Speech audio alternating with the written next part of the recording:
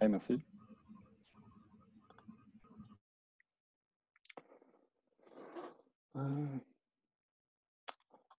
Bonjour tout le monde, bienvenue. Mon nom à moi, c'est Francis Bercier-Paiement. Aujourd'hui, je vais vous parler de sécurité physique, les grands concepts généraux. Ça va durer environ 1 heure et demie. Si vous voulez poser des questions, n'hésitez pas, ça va être le fun s'il y a des interactions, si vous avez des questions. Donc, j'ai le chat d'ouvert en ce moment, fait que je vais pouvoir les voir. Bienvenue. Je vais juste commencer par me présenter brièvement. Mon nom, je suis analyste en sécurité physique chez Desjardins depuis maintenant presque 2 ans. Mon background, j'ai un baccalauréat en sécurité et études policières de l'Université de Montréal. Je suis aussi un membre d'ESIS International. ESIS, c'est une organisation qui regroupe des professionnels de la sécurité physique partout à travers le monde. ESIS émet aussi des certifications que je suis actuellement en train d'étudier pour obtenir. Et finalement, je suis en ce moment étudiant au microprogramme de 2e cycle en gouvernance, audit et sécurité de technologie de l'information à l'Université de Sherbrooke.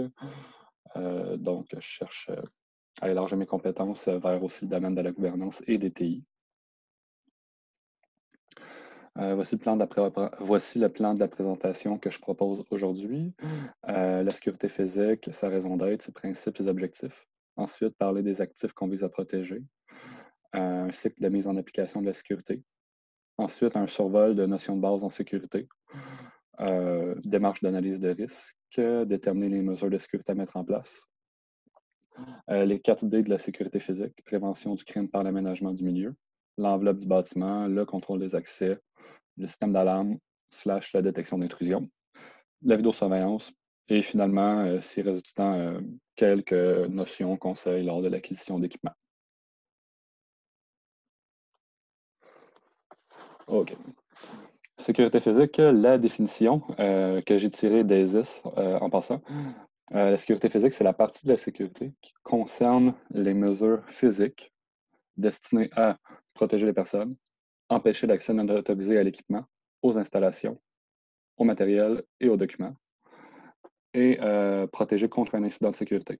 On pourrait voir un incident de sécurité comme un événement qui porte atteinte à l'intégrité, la confidentialité ou la disponibilité d'un actif. Donc maintenant, la suite de cela, c'est qu'est-ce qu'un actif?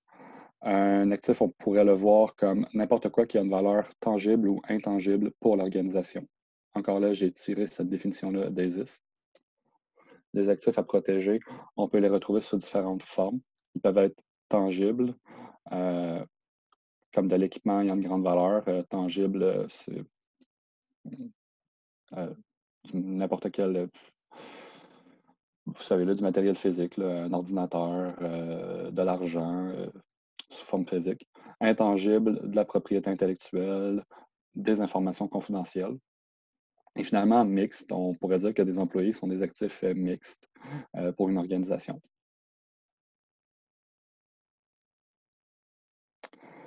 Maintenant, comment on attribue une valeur à un actif? Ça, c'est ce qui va ensuite déterminer à quel point on doit protéger un actif, les efforts qu'on doit concentrer sur comment protéger cet actif.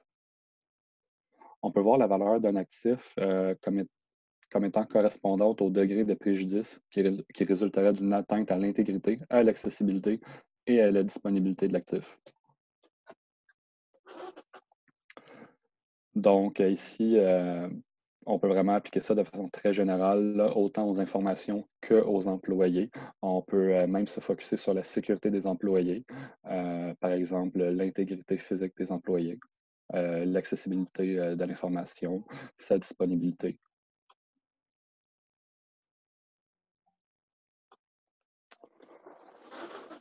Maintenant, la mise en application de la sécurité. Ça, c'est une démarche, disons, proposée pour déterminer comment protéger les actifs, toujours dans une perspective de sécurité physique. C'est une démarche. D'abord, on peut identifier les actifs. Ensuite, on détermine la valeur des actifs. On les priorise selon leur valeur. Ensuite, c'est important de déterminer les menaces et les vulnérabilités pour chaque actif. comment nos actifs sont vulnérables et quelles sont les menaces qui pèsent sur ces actifs-là. Et finalement, une fois qu'on a fait cela, on devrait être capable de déterminer les mesures à mettre en place pour chaque actif, toujours en lien avec les buts de l'organisation, le contexte de l'organisation.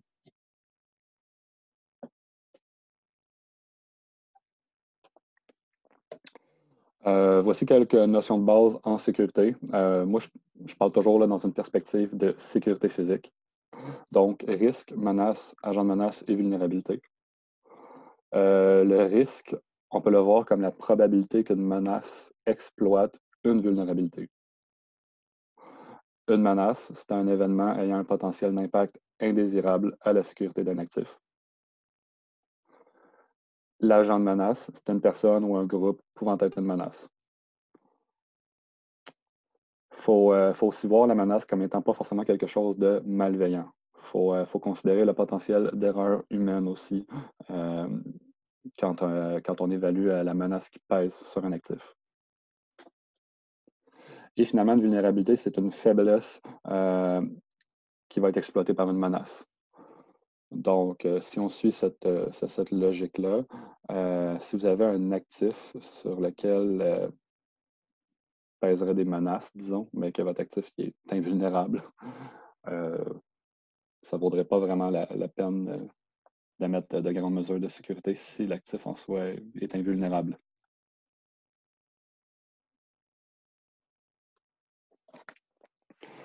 Maintenant, analyse de risque. L'analyse de risque, ça doit s'effectuer avant la mise en place des mesures de protection. C'est l'analyse de risque qui va vous permettre de déterminer le niveau de protection requis. L'analyse de risque va guider le choix des mesures de protection. Donc, pour faire une analyse de risque, il faut connaître ses actifs, la valeur de ses actifs, les menaces et les vulnérabilités.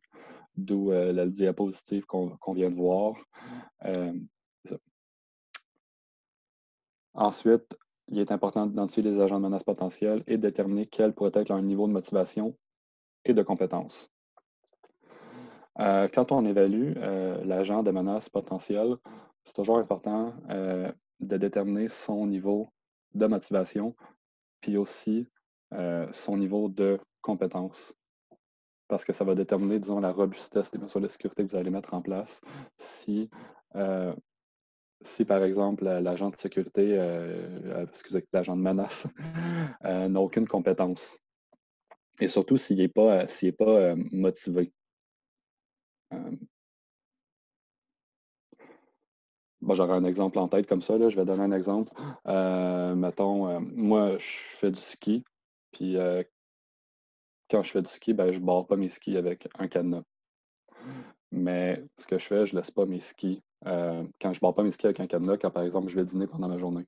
Mais je ne laisse pas mes skis au pied de la montagne parce que je me dis que l'agent de menace, c'est un voleur qui viendrait voler mes skis. Il viendrait avec son véhicule, il ferait juste s'avancer, il prendrait tous les skis qui traînent proche du parking et il s'en irait. Ce que je fais, je vais dîner au chalet qui est au sommet de la montagne. Parce que je me dis, la personne qui voudrait voler mes skis, elle ne montera jamais la montagne à pied pour aller les voler. Donc, je me dis, il n'y a aucun voleur qui est motivé à faire ça, alors je suis à l'aise de laisser mes skis à la vue de tous et complètement débarrés lorsque c'est au sommet de la montagne. C'est un exemple comme ça. Maintenant, analyse de risque. Quand vous faites une analyse de risque, vous pouvez voir un risque inhérent, un risque résiduel, puis le risque que vous ciblez. Le risque inhérent, ça serait le risque sans mesure de sécurité. C'est votre actif pour lequel vous n'avez mis aucune mesure de sécurité en place et vous évaluez le risque. Un risque résiduel, ça serait un risque avec des mesures en place. Et si ce risque-là est toujours inacceptable, là, vous avez le risque ciblé, c'est-à-dire le risque que vous cherchez à atteindre. Le niveau de risque que vous cherchez à atteindre, que vous considérez comme étant acceptable.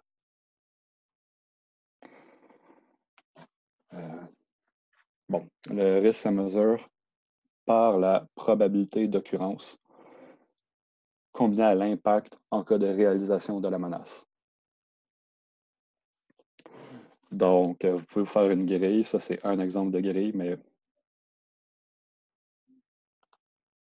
Ça, c'est un exemple de grille. Sur la grille, vous avez sur l'axe horizontal la probabilité. Sur l'axe vertical, vous avez l'impact. Puis ensuite, vous pouvez mettre en code de couleur ce qui est inacceptable comme risque jusqu'à ce qui est acceptable.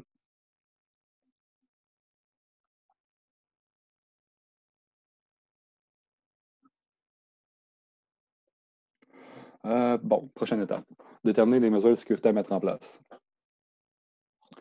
Ce qu'on vient de voir, dans le fond, c'était une sorte d'introduction avec des concepts de sécurité, des concepts qui vont permettre de déterminer les mesures de sécurité physique à mettre en place. Je voulais qu'on les voit en introduction pour qu'ensuite, les mesures de sécurité physique, comment est-ce qu'on met la sécurité physique en place, ça fasse du sens.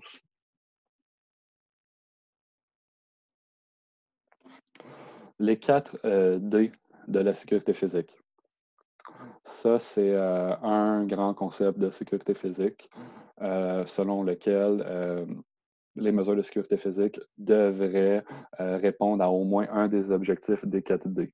Les 4D qui sont en anglais Deter, Detect, Delay et Deny, traduit en français par dissuader, détecter, retarder et empêcher. Si on les passe un à un, dissuader, lorsqu'on dissuade, on veut créer un environnement qui démontre que le risque d'échec d'une attaque est plus grand que la réussite de l'objectif poursuivi par l'attaquant. Donc, on va vraiment jouer sur le concept de coût-bénéfice. On veut montrer à l'individu malveillant que le coût est supérieur au bénéfice dans le but de le dissuader. Ça implique que lorsqu'on veut dissuader, les mesures de sécurité physique doivent être visibles. Parce que le but, c'est de jouer, bref, c'est de jouer dans l'esprit de la personne malveillante, c'est de lui démontrer qu'elle va échouer. Alors, on doit avoir quand même des mesures de sécurité physique qui sont visibles. Si elles ne le sont pas, on ne parviendra pas à dissuader l'attaquant. Ensuite, détecter. Nos mesures de sécurité physique doivent quelque part permettre de détecter une attaque en cours. Mais ce n'est pas tout de détecter. On veut aussi aviser une équipe d'intervention parce qu'il faut toujours prévoir une intervention. L'intervention, ça peut être sous forme policière, ça peut être sous forme d'agent de sécurité ou n'importe quoi d'autre que vous pouvez imaginer. Ensuite, on veut viser à retarder. On veut ralentir les acteurs malveillants dans l'atteinte de leurs objectifs afin de permettre une réponse appropriée à l'attaque. Ici, le but, c'est de se donner du temps d'intervenir au final. Par exemple, de mettre des barrières. Vous voyez, par exemple, un coffre-fort. Moi, je suis analyste en sécurité physique chez Desjardins, là, donc une institution financière. Donc, vous voyez, par exemple, un coffre-fort comme une mesure permettant de retarder. Le coffre-fort peut certainement être forcé si on se donne le temps et les outils nécessaires, mais ça ralentit considérablement. De même que des portes renforcées, des murs renforcés, ça va considérablement ralentir l'assaillant et en général donner le temps à une équipe d'intervenir. Maintenant, empêcher. On veut empêcher les acteurs malveillants d'atteindre leurs objectifs par des mesures efficaces qui ont dissuadé, par des interventions dans un délai approprié. Voyez une intervention voyez une intervention policière ou une intervention de votre équipe de sécurité comme une mesure qui a empêché.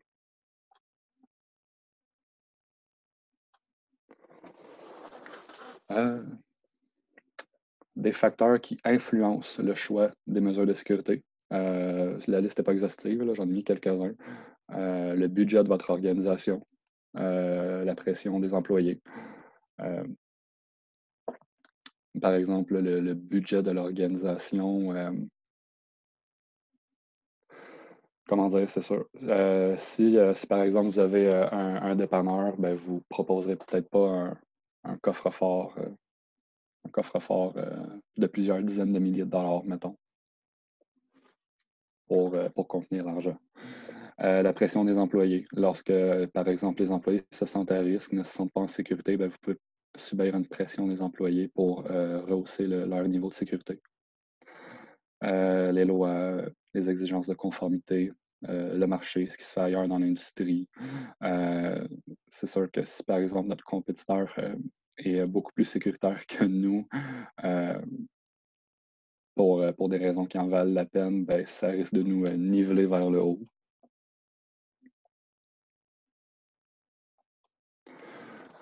Ici, je vous présente un diagramme de séquence d'attaque. C'est très conceptuel. Ça peut sembler abstrait. C'est juste pour illustrer, dans le fond, à quel moment une attaque devrait être détectée. Si, par exemple, on imagine un scénario d'attaque en 5 étapes, qu'on se dit que chaque étape prend 2 minutes, donc 5 fois 2, 10 minutes. Puis que l'intervention, arriver sur les lieux, intervenir prend, disons, 6 minutes. Ben, ce qu'on va essayer de faire quand on va s'imaginer une attaque potentielle, on va essayer de s'imaginer une attaque potentielle, d'imaginer les attaquants, d'imaginer toutes les étapes que ça prend pour réaliser cette attaque, combien de temps ça va leur prendre.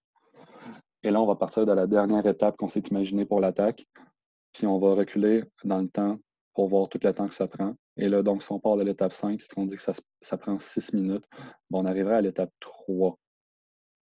Donc ça, c'est notre seuil maximal auquel l'attaque devrait être détectée et signalée à notre équipe d'intervention. Parce que l'équipe d'intervention va prendre 6 minutes à intervenir. Donc là, on arrive vraiment à la limite. Si vous le détectez à l'étape 4, c'est terminé, c'est trop tard. Donc voici un modèle conceptuel pour vous aider à déterminer, dans le fond, à quel moment l'attaque devrait être détectée. Pourquoi c'est important de s'imaginer un diagramme de séquence d'attaque et une détection? C'est parce qu'au final, on n'a pas vraiment le choix de détecter une attaque et d'y prévoir une réponse. Parce que la plupart des attaques sont susceptibles d'être un succès si on s'accorde le temps nécessaire.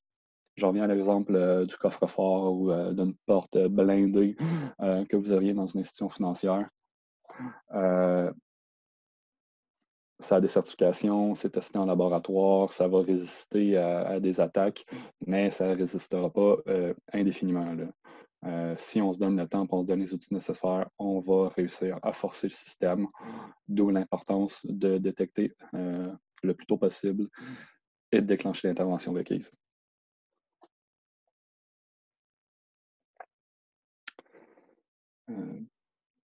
Ceux qui sont présents, est-ce que vous m'entendez toujours bien? Est-ce que tout va toujours bien?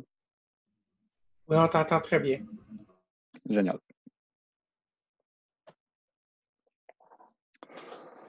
L'idéal, c'est qu'à chacune des étapes de la commission d'une attaque, il faut mettre en place une mesure ou une combinaison de mesures de sécurité qui vont remplir, encore là, un ou plusieurs objectifs des 4D.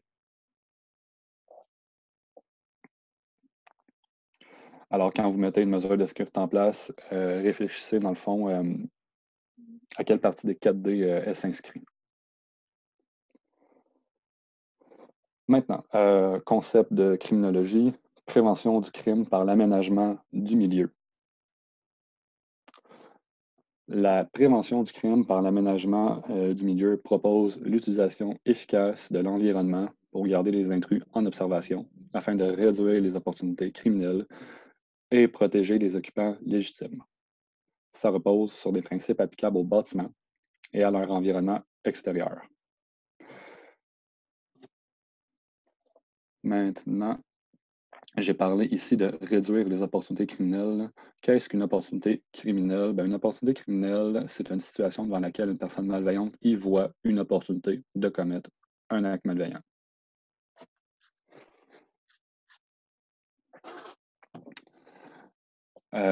On s'entend que, bon, des exemples d'opportunités criminelles, laisser votre voiture débarrer avec la clé sur le siège. Je donne un exemple caricatural. Voyager, en voyage, vous marchez avec votre sac à dos complètement ouvert. On s'expose à des pickpockets.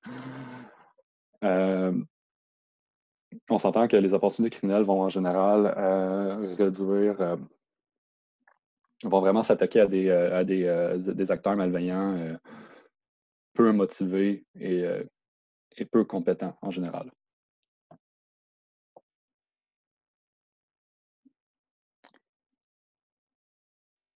Maintenant, les principes de la prévention du crime par l'aménagement du milieu. La surveillance naturelle. L'idée derrière la surveillance naturelle, c'est de maximiser la visibilité. On veut voir puis on veut être vu à partir des espaces publics environnants. On veut voir de l'extérieur vers l'intérieur du bâtiment. On veut voir de l'intérieur vers l'extérieur du bâtiment et tout l'environnement extérieur qui entoure le bâtiment. La prévention du crime par l'aménagement la prévention du crime par l'aménagement du milieu, ça a vraiment fait l'objet d'intéressants travaux en criminologie. Par exemple, la théorie de la fenêtre brisée, Broken Windows. C'est une théorie selon laquelle on veut vraiment démontrer que l'espace il est surveillé, que l'espace il est occupé. Puis on veut, dans le fond, on veut pas laisser notre environnement se dégrader. On veut montrer qu'à chaque incident, il y aura une réponse appropriée. Il y avait des études intéressantes qui avaient été faites dans les années, par exemple, 80 à New York. Puis ensuite de cela, sur les statistiques de la criminalité, là, ça a vraiment été intéressant.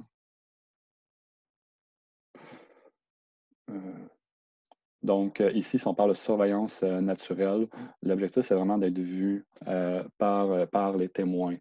Je vous donne un exemple bien concret. On veut voir de l'intérieur vers l'extérieur du bâtiment. Ça peut être aussi simple que, par exemple, vous sortez de votre environnement de travail, vous vous rendez à votre voiture, on va dégager le stationnement. On va le dégager, on va l'ouvrir et on va l'éclairer, de sorte d'être vu par les passants. On ne voudra pas, par exemple, mettre toutes sortes d'objets qui vont obstruer la vue dans le stationnement. On voudra pas, disons, vous voyez ce que je veux dire, là, on va l'éclaircir.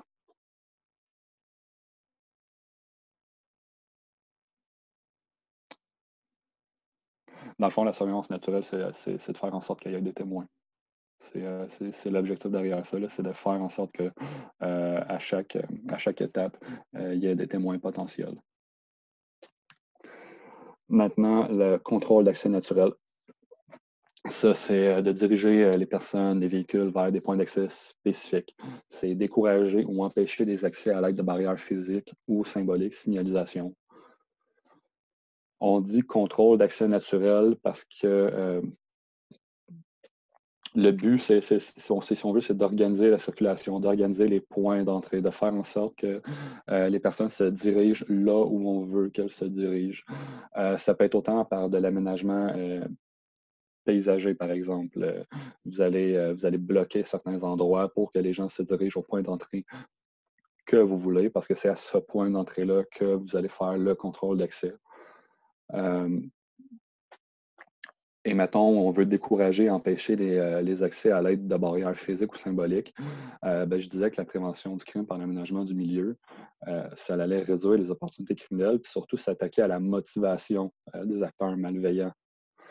Donc, quand vous mettez, par exemple, une barrière physique, c'est un obstacle de plus à franchir. Puis si vous mettez une barrière symbolique, par exemple, une signalisation, combinée à une surveillance naturelle, ce que ça vous permet de faire, c'est de voir qui transgresse. Ça permet aussi aux témoins tout autour de voir qui transgresse, donc d'être en mesure de plus facilement détecter tous les comportements qui seraient déviants par rapport à ce que vous recherchez. Si on a une barrière symbolique, dans le fond, qu'on a une signalisation, on peut automatiquement, dans le fond, voir qui va dévier de la norme. On veut, dans le fond, renforcer le comportement social qu'on recherche. Maintenant, des barrières. J'ai rien écrit sur les barrières, là, je l'ai juste illustré par des images, mais au besoin, on va vouloir entourer notre périmètre de barrières. Il y a différents types de barrières. Encore là, vous allez choisir vos barrières en fonction des critères que j'ai énumérés plus tôt, analyse de risque, c'est quoi l'agent de menace, c'est quoi le contexte de votre organisation, le but de votre organisation. Les barrières vont en général servir à ceinturer le périmètre. Puis il faut se demander, dans le fond, comme j'ai dit, c'est quoi l'agent de menace, qu'on vise à bloquer avec tel type de barrière. Ça, par exemple, une clôture comme ça avec du barbelé, clairement, l'agent de menace qu'on veut freiner, c'est un individu. C'est un individu qui voudrait simplement la franchir à pied. Mais si, par exemple, vous visez des ballards ici, ben là, vous mettez des ballards parce que vous voulez vous protéger contre un véhicule motorisé. Là. Ça, c'est des ballards comme ça, c'est fait pour protéger, d'un véhicule.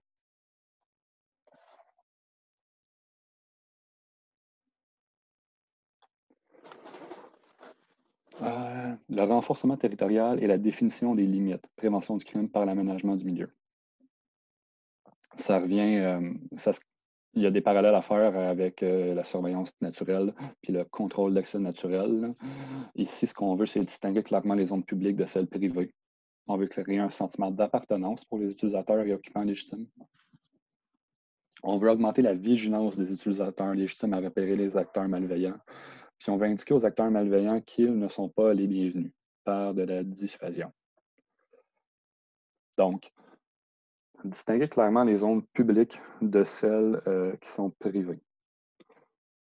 C'est-à-dire la zone publique, celle qui est accessible à tout le monde, celle sur laquelle nous n'avons pas le contrôle, et celle privée, c'est-à-dire celles qui sont des zones à accès physique restreint.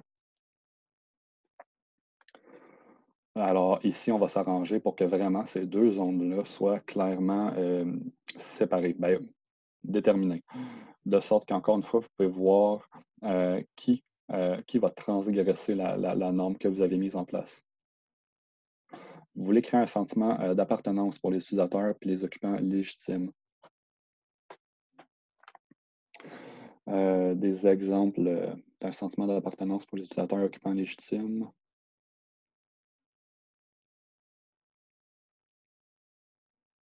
Bon, ce serait ça. Augmenter la vigilance des utilisateurs légitimes à repérer les acteurs malveillants. Ben, là, ça va passer par un éclairage sécuritaire que vous allez mettre en place. Vous allez dégager la vue, comme je vous l'ai dit. Puis indiquer aux acteurs malveillants qu'ils ne sont pas les bienvenus par de la dissuasion, ben, ça peut ne serait-ce que de mettre une présence sécuritaire sur place, par exemple. Je vous donne un exemple. Vous allez mettre des patrouilles policières à vélo. Donc, à vélo, les policiers peuvent se rendre dans les parcs. Ou vous allez faire, mettons, à New York, vous allez mettre des patrouilles policières à pied dans les rues parce que vous voulez qu'ils soient vus. Donc, vous allez faire de la dissuasion. Je vous ai parlé de la théorie de la fenêtre brisée. Ça, c'est une théorie générale selon laquelle à chaque fois qu'il y aurait comme un acte de vandalisme, il faudrait le réparer immédiatement. Il faudrait automatiquement le réparer, il faudrait automatiquement effacer le graffiti, il faudrait automatiquement remplacer la fenêtre, d'où le nom théorie de la fenêtre brisée. Ça a été mis en place à New York dans les années 80 ou 90, si je me souviens bien. Et le but, c'était d'indiquer aux acteurs malveillants qu'ils ne sont pas les bienvenus, c'était d'augmenter la vigilance des utilisateurs, puis aussi c'était créer un sentiment d'appartenance. C'était de montrer que l'endroit n'est pas à l'abandon, qu'on ne va pas laisser l'endroit se dégrader et qu'on surveille notre environnement. Et encore une fois, ça permet de renforcer les comportements sociaux que l'on souhaite avoir. D'un autre côté, si par exemple vous laissez votre environnement se dégrader, que je reviens à la théorie de la fenêtre brisée, que vous laissez la fenêtre brisée pendant un mois, ben, vous ne renforcez pas un comportement social que vous souhaitez. Et vous laissez entendre que ce comportement-là ne sera pas détecté, ne sera pas sanctionné. Alors, ben, c'est un cercle vicieux, tandis qui va amener davantage de comportements non souhaités.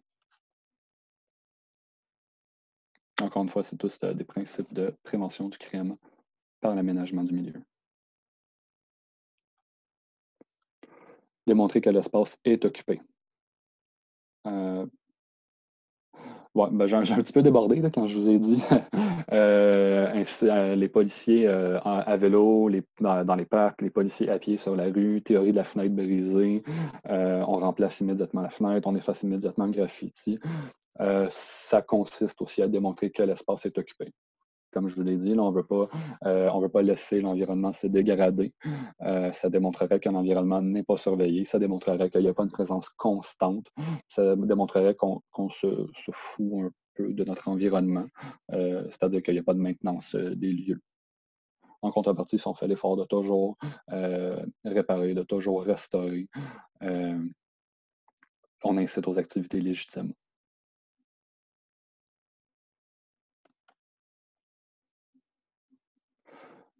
Exemple pour inciter les activités légitimes sur les lieux, je vous donne un exemple. Mettons, mettons un parc dans lequel il n'y aurait pas grand-chose.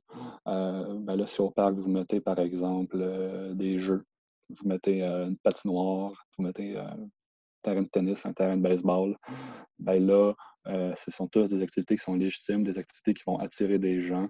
Et là, tout d'un coup, vous risquez d'occuper davantage votre espace, de l'occuper par des activités légitimes, puis de mettre une maintenance en place, ce qui va renforcer, dans le fond, des activités, des comportements socialement acceptables que vous recherchez.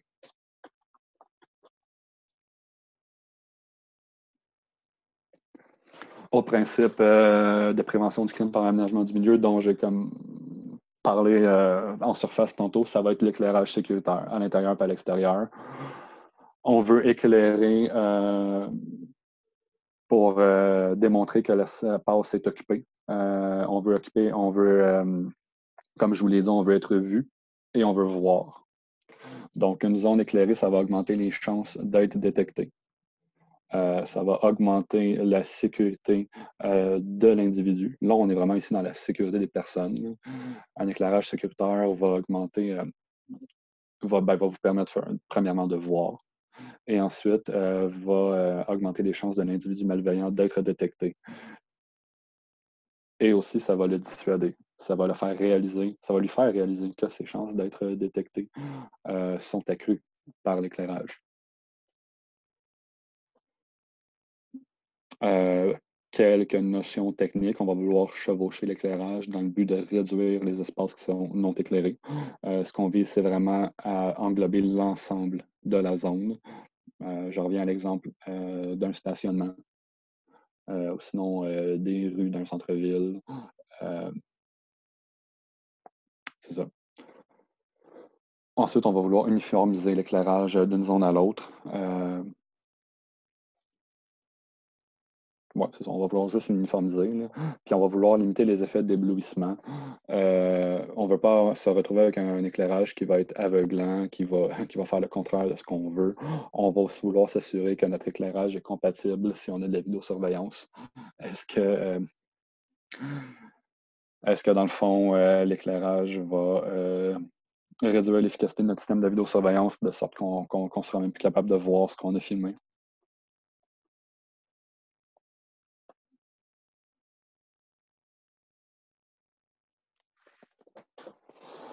Ensuite, la prévention du crime par l'aménagement du milieu, la défense en profondeur. OK. C'est un concept selon lequel ce qu'on veut, c'est créer plusieurs couches de protection. On veut protéger les actifs critiques derrière plusieurs barrières. On veut augmenter le temps nécessaire pour la commission d'une attaque. Puis on veut, au final, se donner une stratégie de défense qui va reposer sur plusieurs mesures différentes qui vont se compléter. Les 4D, vous allez dissuader. Si vous n'avez pas réussi à dissuader, vous allez le détecter. Ensuite, vous allez le ralentir. Finalement, vous allez l'empêcher. On se donne le temps nécessaire pour une intervention. C'est illustré ici avec un petit diagramme. L'idée générale de cela, c'est qu'on ne veut pas exposer notre actif, mettons, à partir d'une zone publique. Si on découpe notre environnement en zone de sécurité physique, là, j'entends par là, vous allez, par exemple, avoir une zone publique. qui est la zone sur laquelle vous n'avez aucun contrôle, qui est accessible à tous. Ensuite, on pourrait dire que vous avez une zone d'accueil, là où le premier contact avec les individus se fait, là où l'accueil se fait.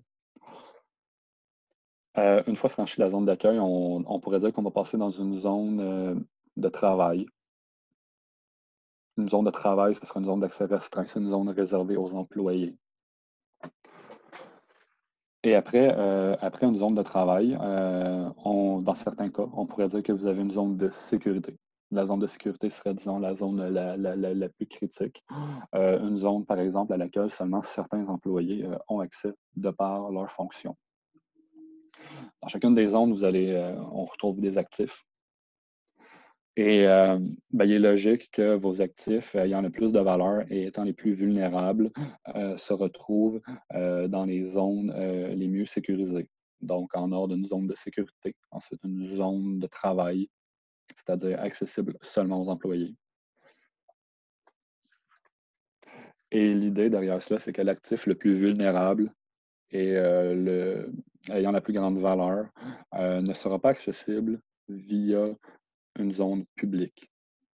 Il ne faudrait pas, par exemple, être sur la zone publique, la rue, par exemple, et passer devant le bâtiment et simplement avoir à ouvrir une porte et être face à face à l'actif. On va vouloir positionner l'actif de façon stratégique dans notre environnement.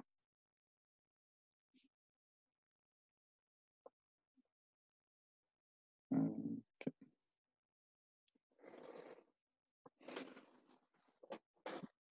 Maintenant, l'enveloppe du bâtiment, la protection des ouvertures.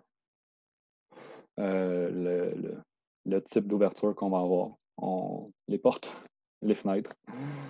Et ensuite, autre type d'ouverture, persiennes, ventilation, trappe. La plupart des intrusions dans des bâtiments se font par les portes et les fenêtres. Si possible, les ouvertures devraient offrir une résistance qui tend à être équivalente à celle des murs. C'est-à-dire que, je dois donner un exemple un petit peu caricatural. Si vous avez un mur blindé à l'épreuve des balles, mais que votre porte est en bois et tout à fait ordinaire, ça n'aurait pas de logique. On va vouloir uniformiser la résistance de l'enveloppe du bâtiment. Du moins, en fonction des différentes zones qu'on retrouve derrière les murs, derrière les portes. Là.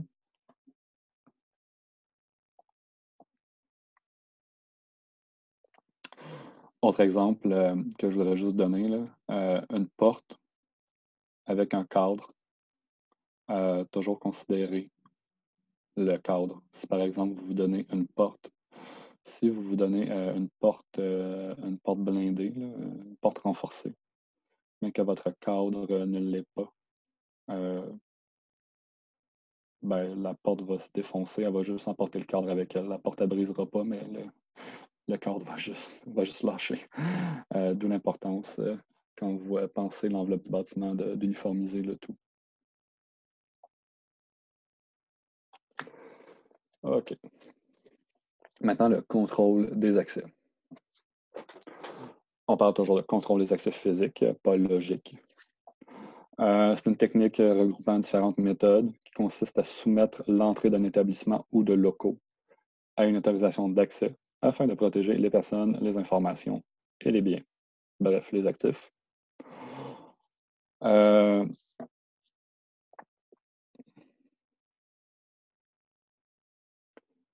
Maintenant, le contrôle d'accès peut s'appliquer au personnel de l'entreprise, aux visiteurs, aux fournisseurs, à certains membres du personnel pour certains lieux sensibles, à toutes les heures ou à certaines heures de la journée ou de la nuit, à des personnes, à des véhicules et à des marchandises. Donc, ici, on veut filtrer. Dans le fond, le but du contrôle d'accès, c'est de faire un filtre, de laisser entrer ceux qu'on veut laisser entrer et de refuser les autres, y compris les marchandises.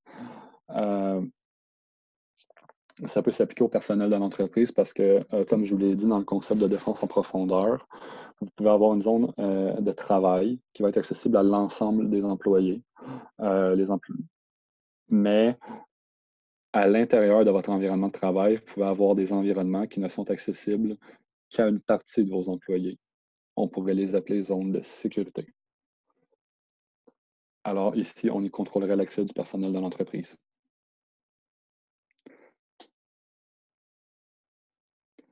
Le contrôle d'accès peut être variable, hein. On peut, par exemple, à certaines heures, on puis on peut aussi changer le niveau de contrôle d'accès. Par exemple, on peut se dire que tous les employés, de 7 heures à 18 heures ont accès normalement, à leur environnement de travail général, mais qu'en dehors de ces heures-là, l'accès devient refusé ou, que du moins, de nouvelles, mesures de contrôle d'accès entrent en vigueur. Ensuite, on va vouloir contrôler, comme je l'ai dit, les véhicules et marchandises. Il va y avoir, des procédures, de réception des marchandises, du courrier, des livraisons.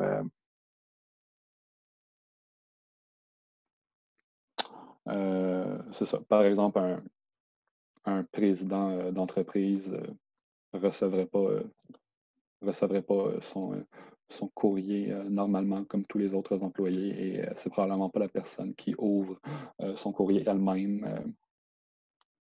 Il y a des filtres qu'on met en place, il y a des mesures de sécurité à mettre en place. Les véhicules, tantôt, je vous ai dit, on veut mettre des mesures, des mesures symboliques pour les diriger, de la signalisation. On peut même mettre un aménagement paysager, mettre des arbres, mettre des bacs à fleurs pour les orienter à la bonne place. Si, mettons, on craint des véhicules comme menace, on on peut ceinturer notre environnement avec des ballards.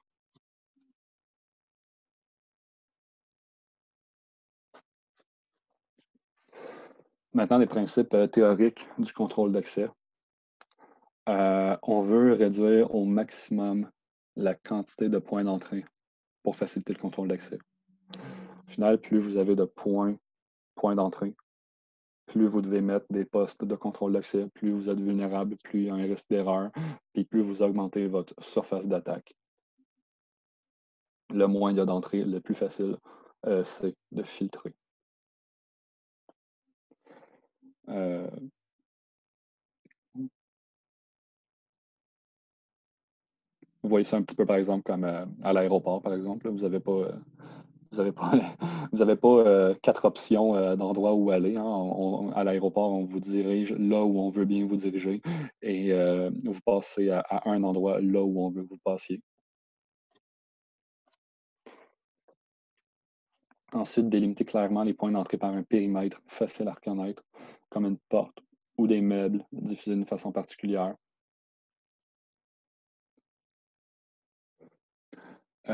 Ça encore là, ça peut être fait de façon très formelle. On vous y dirige de façon formelle, on met des murs, on met des portes, puis vous avez juste pas le choix. Ou on peut y aller par des mesures symboliques. Comme je vous l'ai dit, je reviens à la notion d'aménagement paysager. On peut vraiment designer notre environnement de sorte d'envoyer les gens là où on veut qu'ils aillent. Ensuite, contrôler l'accès à tous les points d'entrée pour filtrer les gens et le matériel qui entrent. Donc, comme je vous l'ai dit, plus il y a de points d'entrée, plus il y a de surface d'attaque, plus il y a de risque d'erreur, plus c'est compliqué. Donc, on le diminue au maximum.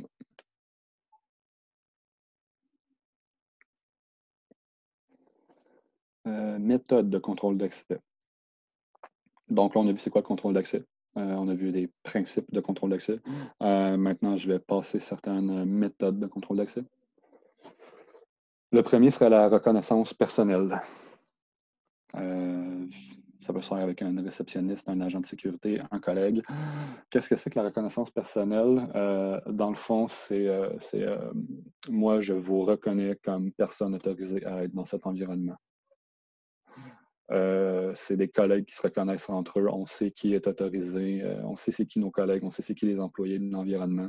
Alors, vous n'avez pas mis de barrière en place pour les filtrer. Euh, vous seriez automatiquement capable de détecter un intrus, une personne qui n'a pas d'affaires dans l'environnement. Ce que ça implique, la reconnaissance personnelle, c'est que pour être efficace, ça prend un petit nombre de personnes et un faible roulement de personnes. Vous ne pourriez pas, par exemple, faire de reconnaissance personnelle dans une tour à bureau qui est fréquentée par des milliers de personnes. Le ou la réceptionniste serait tout simplement incapable de reconnaître toutes les personnes qui entrent chaque jour. Et même sur un étage, mettons, voyez, là, vous avez le poste d'accueil d'une tour à bureau, mais voyez sur un étage, pour entrer dans l'étage avec une carte d'accès, par exemple, une fois que vous arrivez sur l'étage, s'il y a 100 personnes sur l'étage et que le roulement d'employés est quand même élevé, ben, là aussi, la reconnaissance personnelle devient pas mal plus difficile à effectuer. D'où la raison pour laquelle on va mettre du contrôle d'accès euh, mécanique ou électronique à l'entrée du poste d'accueil et aussi, mettons, à l'entrée de l'étage. Ensuite de ça, un contrôle d'accès mécanique, ben là, une serrure à combinaison ou une clé contrôlée ou non. Il faut avoir des clés qui sont contrôlées ou non. C'est quoi la différence, dans le fond? C'est que les serruriers au Québec doivent détenir un permis du Bureau de la sécurité privé. C'est quelque chose qui est encadré, la serrurerie. Puis une clé qui est contrôlée, ça va être une clé qui va être beaucoup plus difficile à reproduire. Là, on parle vraiment de clé mécanique, là, comme une clé pour ouvrir une porte de maison. Et finalement, un contrôle d'accès électronique, je dirais carte d'accès, je dirais un clavier, la biométrie. Quand est-ce qu'on va choisir un contrôle d'accès mécanique plutôt qu'électronique ou vice-versa? Je vous dirais que si vous avez plus le volume de personnes à laisser entrer est grand, et plus vous allez passer vers un moyen électronique. Parce que vous n'allez pas vouloir donner, mettons, 100 fois la même clé mécanique à tout le monde, là. C'est vraiment principalement, je pense, ça qui va orienter le choix. Si, par exemple, vous avez juste 5 ou 10 employés qui doivent entrer dans l'environnement, vous pouvez envisager une clé mécanique. Mais je vais revenir par la suite à d'autres contraintes qu'il peut y avoir, là. Maintenant, la gestion des droits d'accès physique, encore une fois. Afin d'assurer une gestion sécuritaire des accès physiques, l'accès à une zone ou à un actif devrait seulement être accordé lorsque la fonction de la personne l'exige, et ça sans égard au statut hiérarchique de la personne. Euh, dans le fond, c'est le principe du moindre privilège. C'est de donner accès à la personne à ce dont elle a besoin uniquement dans le cadre de son travail. Ça permet de réduire les opportunités. Puis ça permet de réduire les suspects potentiels en cas d'incident, par exemple. S'il arrive un incident de sécurité et que tout le monde a accès à un environnement, l'enquête est beaucoup plus compliquée à faire versus si on a limité au strict minimum le nombre de personnes qui ont accès et qu'on l'a appliqué dans les faits. Là, on sait davantage où chercher.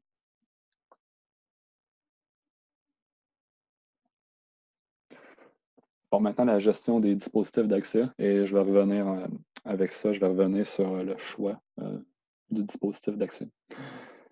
Un dispositif d'accès, ça donne le droit au détenteur d'entrer dans la zone contrôlée à l'aide d'un code, d'une clé, d'une carte, etc. Ces empreintes biométriques. Maintenant, comment faire une gestion sécuritaire des dispositifs d'accès? D'abord, il faut limiter la quantité de dispositifs d'accès en circulation au minimum. On en veut le minimum possible. Plus on en a en circulation, plus il y a un risque que ça tombe entre de mauvaises mains. Conserver les dispositifs dans une armoire verrouillée et limiter l'accès aux personnes responsables d'octroyer les dispositifs d'accès.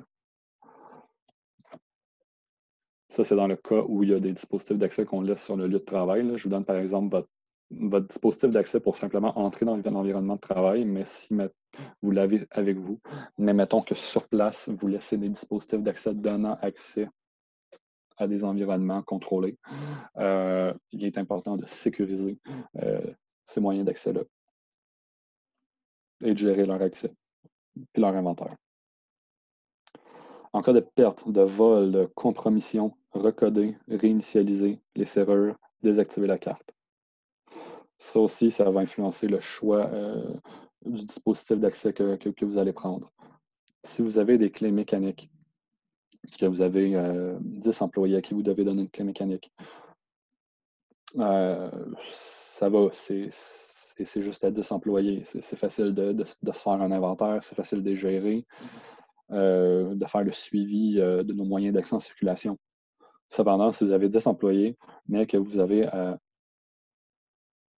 que c'est une clé master que vous donnez, c'est-à-dire une clé qui ouvre toutes vos portes, et que vous avez 30 portes, ben là, réfléchissez au fait que si jamais un employé perd sa clé, puis que vous jugez que le risque est inacceptable, puis que vous devez changer complètement vos serrures, ben vous êtes pris à changer 30 serrures, ce qui finit par devenir dispendieux. Une carte d'accès, ben, si un employé perd sa carte d'accès, vous la désactivez. Vous désactivez sa carte, puis vous lui en donnez une autre.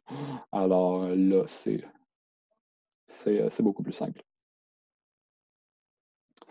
Ensuite, tenir à jour un registre des dispositifs d'accès octroyés et en conservation. On veut savoir à qui on a donné les dispositifs d'accès, quand on leur a donné, on veut savoir, etc. Et le registre, on peut avoir deux types de registres. On peut avoir le registre, par exemple, pour les personnes qui ont de façon permanente leur dispositif d'accès, c'est-à-dire vous avez votre carte d'accès qui vous permet d'entrer dans votre environnement de travail. Ça, ce serait le registre, disons, complet là, de tous vos employés là, qui ont accès à quoi et où. Puis vous avez aussi les accès que vous donnez sur une base temporaire, par exemple. Moi, j'ai ma carte d'accès, mais aujourd'hui, j'ai besoin d'un dispositif d'accès pour tel environnement. Ben, vous devez aussi tenir un registre pour ces accès-là que vous donnez de façon temporaire. On veut effectuer une révision périodique des dispositifs d'accès octroyés. C'est bien de faire un audit, de vérifier périodiquement qu'on a donné les dispositifs d'accès aux bonnes personnes, qu'on les a tous désactivés à temps, qu'on ne les a pas dupliqués. On veut effectuer une révision des dispositifs d'accès octroyés lors d'une cessation d'emploi, fin de contrat ou changement de fonction. L'accès est toujours octroyé sur la base du besoin d'accéder dans le cadre de ses fonctions. Donc, un employé qui changerait de fonction, qui quitterait l'organisation. Si l'employé quitte l'organisation, on veut désactiver au moment opportun, c'est-à-dire vraiment quand la personne quitte, on doit désactiver son moyen d'accès ou reprendre sa clé. Et même si l'employé reste dans l'organisation mais change de fonction, il faut réviser ses accès. Parce que peut-être que la nouvelle fonction de la personne ne fait plus en sorte qu'il est nécessaire pour cette personne d'aller dans l'environnement de travail.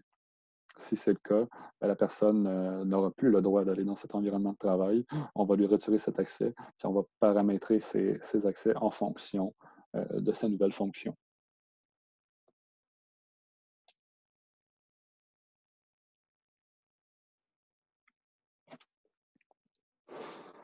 Le contrôle des accès pour les visiteurs. Des procédures de contrôle d'accès doivent être mises en place pour les visiteurs. Bon, vous pouvez voir un visiteur comme une personne qui n'est pas employée de l'organisation et qui doit accéder à une zone réservée aux employés. L'objectif, c'est d'empêcher qu'un visiteur accède à une zone à accès restreint sans autorisation. On veut toujours filtrer. Un visiteur peut aussi être un employé de l'organisation qui doit accéder à une zone à laquelle il n'a pas accès habituellement. On pourrait l'appeler visiteur interne.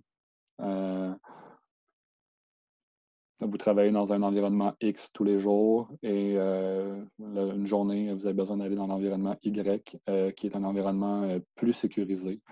Donc, on pourrait vous appliquer une politique de gestion des visiteurs internes.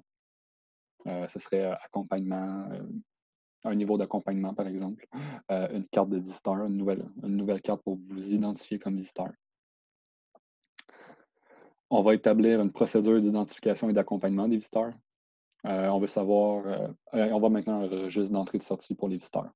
Bon, le registre, on veut savoir, par exemple, dans le registre, vous êtes qui, votre identité complète. On veut avoir une pièce d'identité valide. On veut savoir quel jour vous êtes venu, quel jour vous repartez, à quelle heure vous êtes arrivé, à quelle heure vous prévoyez repartir et à quelle heure vous êtes réellement reparti. C'est bon d'indiquer dans le registre à quelle heure vous prévoyez repartir, parce que si dans la journée, on fait une révision du registre et qu'on dit « Ah, cette personne était supposée partir à 16 heures, mais il est 17 heures et elle est toujours pas partie, je l'ai pas revue. » Ben là, vous pouvez par exemple faire un petit suivi puis vous demander ce qui se passe. Dans votre registre des visiteurs, vous pouvez aussi indiquer ça va être quoi les environnements qui vont être visités, quel environnement de travail qui vont être visités dans le courant de la visite. Procédure d'accompagnement, selon le type de visiteur, vous allez avoir des niveaux d'accompagnement que vous allez vouloir. Par exemple, est-ce que vous voulez un accompagnement périodique ou un accompagnement continu?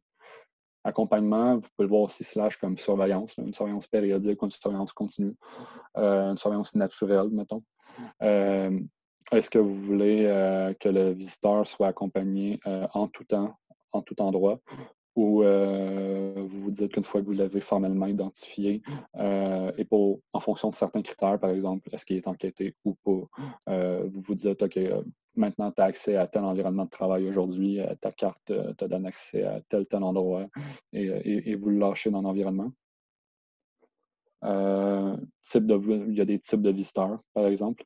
Comme je disais, un employé interne qui visite une autre zone, un fournisseur. Ensuite de ça, il y a des types de fournisseurs. Il y a le fournisseur que vous appelez en urgence. Par exemple, vous avez un dégât d'eau.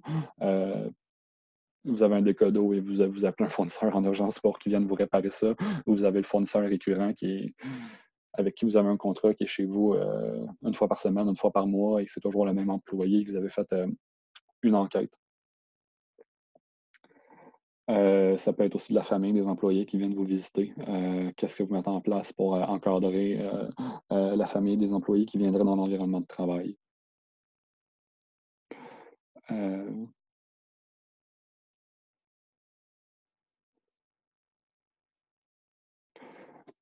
Bon, ensuite, quand vous avez un visiteur qui arrive dans l'organisation, j'ai dit procédure d'identification. Vous devriez toujours au moins avoir une procédure d'identification formelle pour chaque visiteur qui entre. Et ensuite de ça, une procédure de validation de la visite. C'est-à-dire, d'abord, on identifie la personne, on s'assure qu'elle est bien qui elle prétend être. Puis ensuite, il devrait y avoir un motif de visite. Un visiteur inattendu avec un motif de visite qui est non sollicité, c'est forcément quelque chose qui est suspect. Si, par exemple, vous avez commandé un service, il y a un motif de visite, alors vous identifiez la personne, elle est bien qui elle prétend être, et ensuite de cela, elle confirme c'est quoi le motif de la visite, et vous seriez supposé être en mesure de vous assurer qu'effectivement, vous avez bien sollicité un tel service aujourd'hui.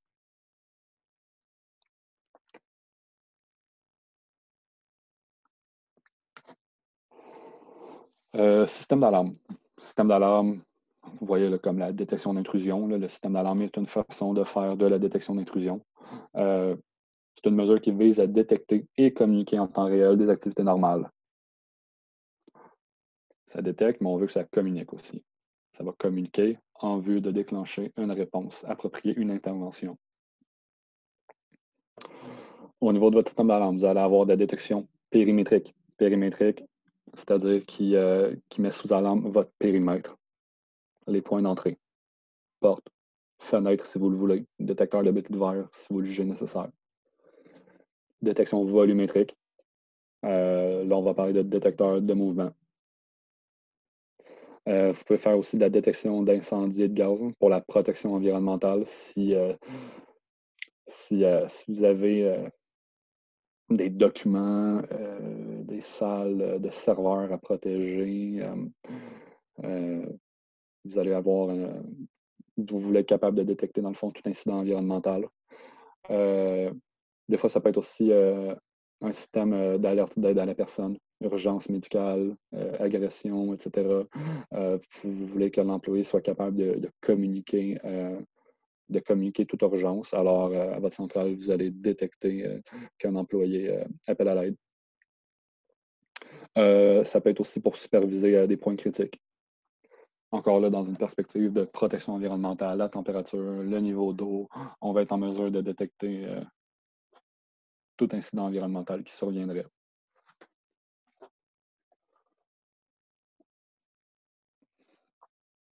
Au moment de choisir la détection périmétrique, la détection volumétrique, c'est sûr qu'on peut vraiment y aller. On peut vraiment y aller à fond. Là. On peut mettre de la détection périmétrique sur tous les points d'entrée puis sur toutes les fenêtres. Là. On peut mettre des détecteurs de bris de verre et on peut mettre toutes les trappes, toutes les portes, toutes les fenêtres sous alarme, bref. Là. Euh, Est-ce que ça en vaut la peine? Je dirais qu'il faut plus y aller de façon stratégique là, par moment. Là. Par exemple, si vous mettez juste vos portes sous alarme, mais pas vos fenêtres, vous pouvez vous arranger pour qu'ensuite il y ait de la détection volumétrique qui soit placée de façon stratégique, de sorte que vous allez de toute façon détecter en temps opportun euh, toute intrusion. Là. Et si on se réfère au concept de défense en profondeur que j'ai expliqué, est-ce que c'est vraiment nécessaire de mettre toutes les fenêtres sous protection d'alarme? Ben, peut-être pas, parce que selon le concept de défense en profondeur, votre actif le plus vulnérable et le plus ayant la plus grande valeur, il ne serait pas accessible à partir d'une zone publique. Donc, ce ne serait pas normal qu'on brise une fenêtre puis on tombe nez à nez avec l'actif ayant le plus de valeur. Donc, juste être stratégique dans le choix, dans le choix du niveau de protection d'alarme qu'on veut se donner. Maintenant, la gestion d'un système d'alarme. C'est important d'établir des procédures de réponse aux alarmes en fonction des types d'alarmes. On veut se donner des types d'alarmes. Est-ce qu'il y a une intrusion? Est-ce que c'est un incident environnemental? Est-ce que c'est un appel d'aide à la personne, personne en détresse? Bref, établir des procédures en fonction du type d'alarme. Procédure d'intervention, on s'entend. Avoir un système qui offre une protection d'au moins 24 heures en cas de panne de courant. Euh, vous voulez avoir au moins 24 heures devant vous en cas de panne. Ensuite, ça, limiter la quantité d'utilisateurs du système d'alarme au minimum. C'est le même principe qu'au niveau de la gestion des moyens d'accès physique. Les personnes qui ont le code d'alarme, qui ont des droits au niveau du panneau d'alarme, qui peuvent donner, supprimer des utilisateurs. Tout cela, ça devrait être vraiment au minimum en fonction du besoin d'accéder dans le cadre de ces fonctions. On s'entend qu'on va donner des droits au niveau du système d'alarme lorsqu'il y a un petit nombre de personnes impliquées. Là. Vous n'allez pas, mettons, je reviens à un étage d'une tour, puis l'étage a 100 personnes.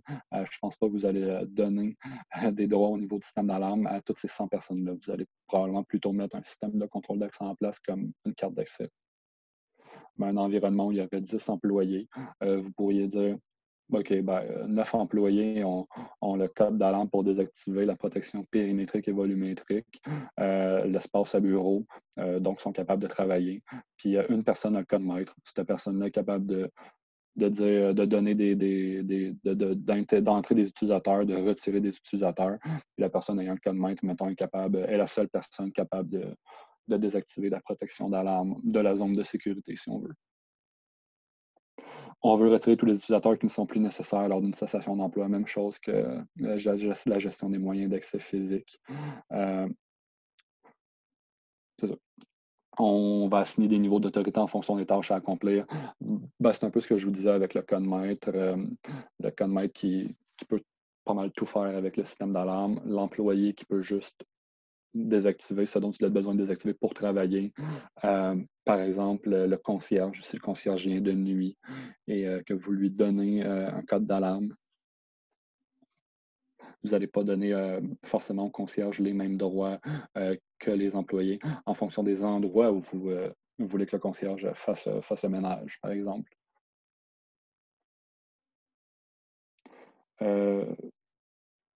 Doter le système d'alarme de 2 modes de communication avec la centrale de réception des alarmes. Ça, c'est des modes de communication, c'est ce qui fait en sorte que la centrale vérifie que votre système est toujours opérationnel est toujours armé. Par exemple, vous allez avoir un mode de communication primaire qui pourrait, mettons, vérifier à toutes les 2 minutes que ça communique avec la centrale. Et si ce mode de communication-là planterait, ben, vous avez un deuxième mode secondaire qui peut embarquer. Effectuer une mise à l'essai périodique du système d'alarme. Ben, c'est important de tester. C'est important de le tester périodiquement pour s'assurer qu'on est toujours protégé. Et installer des sirènes à l'intérieur. Des sirènes, c'est-à-dire des sirènes qui vont faire un bruit vraiment désagréable en cas d'intrusion. Vous pouvez installer là, des sirènes qui vont être tellement bruyantes là, que ça en est insupportable, puis que toute personne qui s'introduirait là, va juste vouloir sortir. C'est invivable. Qu'est-ce que ça fait aussi? Ça fait que si, mettons, ils sont divisés en équipes, que vous avez une personne qui attend à l'extérieur du bâtiment, mettons, qui surveille, puis il y a des personnes à l'intérieur, ben, ils vont être incapables de communiquer entre elles tellement ça va être bruyant. On peut aussi augmenter le niveau de stress des personnes qui s'introduiraient. Bref, ça les ralentit, ça les dissuade, c'en est tellement bruyant que ça les fait sortir.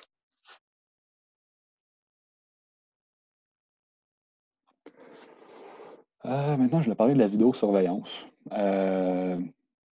Parce que je voulais parler de vidéosurveillance parce que c'est quand même un élément qu'on retrouve dans beaucoup de systèmes de sécurité physique, là. La vidéosurveillance peut constituer un élément précieux de votre programme de sécurité. C'est principalement utilisé pour détecter les activités qui appellent une réponse de sécurité, recueillir des images d'un incident pour un examen ultérieur et les utiliser comme preuve si nécessaire. Puis on peut s'en servir pour aider à l'évaluation d'un incident. Faire attention quand on dit détecter les activités qui appellent une réponse de sécurité. Ça peut quand même être difficile de détecter avec la vidéosurveillance, là, parce que si vous avez beaucoup de caméras, ou même si vous avez juste 2 caméras, c'est un peu difficile de concevoir que, mettons, un agent de sécurité que vous mettrez en face des caméras va être capable de les regarder sans se distraire pendant la durée totale de son chiffre. Premièrement, la personne a probablement d'autres tâches à faire. Et ensuite de cela, c'est difficile de garder son attention sur des images où la plupart du temps, il ne se passe pas grand-chose. Alors, je dirais que la vidéosurveillance n'est pas vraiment le meilleur moyen de détecter un incident. Cependant, vous pouvez avoir des caméras de surveillance qui s'activent uniquement sur détection d'images. Donc, si par exemple votre environnement est complètement vide, qu'il n'y a personne qui est censé être là, ben, les caméras ne montreront rien, elles vont simplement s'activer sur détection de mouvement. Ça peut aider à l'évaluation d'un incident, oui. En cours, par exemple, si vous voulez savoir, quand je dis en cours, qui se déroule en live, là, vous voulez voir ce qui se passe en ce moment, ça peut aider à guider l'intervention. Puis on s'en sert comme preuve à la suite d'un incident. Vidéosurveillance, les exigences fonctionnelles. Les exigences fonctionnelles d'un système de vidéosurveillance, ils peuvent être déterminés en répondant aux questions suivantes. Lorsque vous installez des caméras de surveillance, c'est quoi le but de votre système? Qu'est-ce que chaque caméra doit voir? Et quelles sont les exigences pour la surveillance en temps réel ou l'enregistrement des images? Puis quelles sont les contraintes d'éclairage? Donc, c'est quoi le but de votre système? Est-ce que c'est de faire de la détection? Si c'est de faire de la détection, il y a peut-être d'autres façons de faire. Qu'est-ce qu'on veut détecter? À quel moment de la journée on veut le détecter? Si vous voulez détecter quelque chose en plein jour lorsque votre environnement est rempli de personnes, peut-être que la vidéosurveillance n'est pas le meilleur moyen. Ça risque d'être difficile de détecter. Qu'est-ce que chaque caméra doit voir? C'est quoi l'incident qu'on s'imagine qu'il pourrait y avoir? Qu'est-ce qu'on veut voir? Est-ce qu'on veut juste évaluer? Est-ce qu'on veut juste évaluer ce qui s'est passé? Est-ce qu'on veut être capable vraiment d'identifier précisément une personne? Est-ce qu'on veut voir les manipulations qu'un employé fait pour prévenir le risque de fraude ou pour protéger l'intégrité de l'employé? Alors, dans ce cas-ci, on va chercher à voir vraiment toutes les manipulations que l'employé fait. C'est quoi vos exigences pour l'enregistrement des images? Combien de temps vous pensez devoir conserver les images? Puis quelles sont les contraintes d'éclairage? Tantôt, je parlais d'éclairage sécuritaire à l'extérieur. Même chose en dedans. On va s'assurer que les deux soient compatibles, que la performance de votre vidéosurveillance ne sera pas affectée par votre éclairage sécuritaire.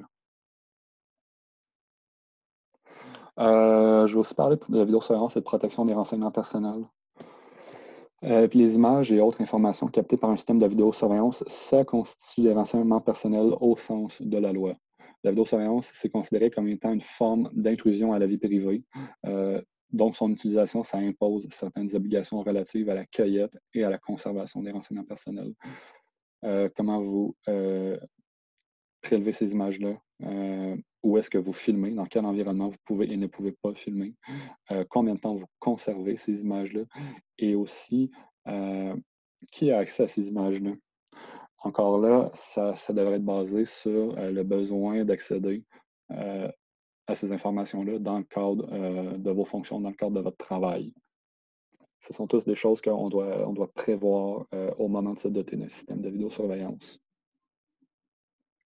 Une situation qu'il faut éviter, par exemple, vous ne voulez pas rassembler des preuves à l'aide de la vidéosurveillance pour poursuivre une personne, mais ensuite, cette personne-là conteste vos pratiques de vidéosurveillance. C'est une situation que l'on veut éviter. Alors, on veut vraiment s'assurer qu'au niveau de la protection des renseignements personnels, de la loi qui l'entoure, on est conforme.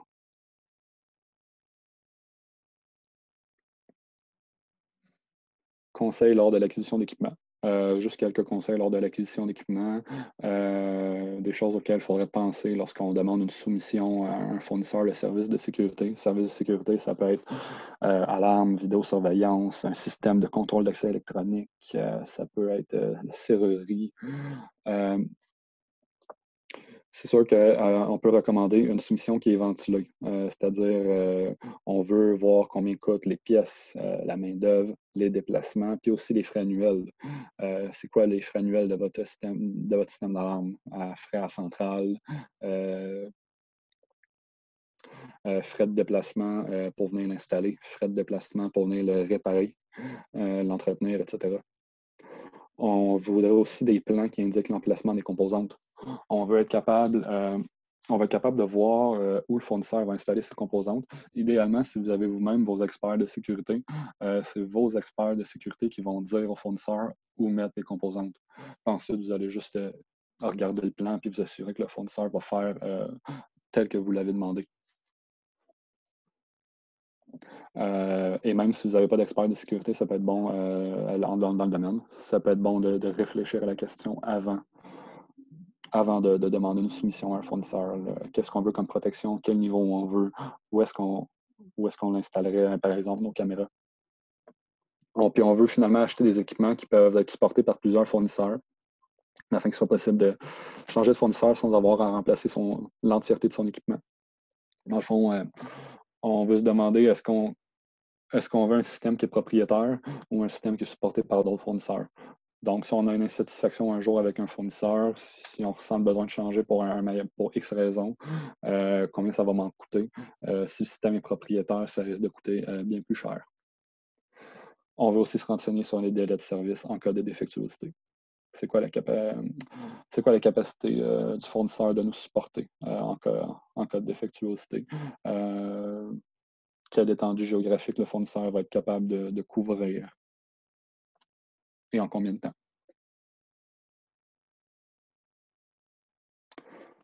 Conclusion. J'ai mis des liens pour des informations supplémentaires. Manuel de la sécurité industrielle, gouvernement du Canada, ressources, manuel de sécurité industrielle, gouvernement du Canada. La Gendarmerie royale du Canada a aussi fait des publications. Puis ESIS International, il faut être membre, il faut s'abonner. Mais une fois abonné, il y a beaucoup de matériel sur ESIS, là, des guidelines, des documents, vous pouvez acheter des livres, des webinaires, vous pouvez aussi chatter avec des professionnels de la sécurité de partout dans le monde pour partager votre expertise et profiter de la leur. Oh. ça viendrait compléter ma présentation. Est-ce que vous avez des questions? Commentaires?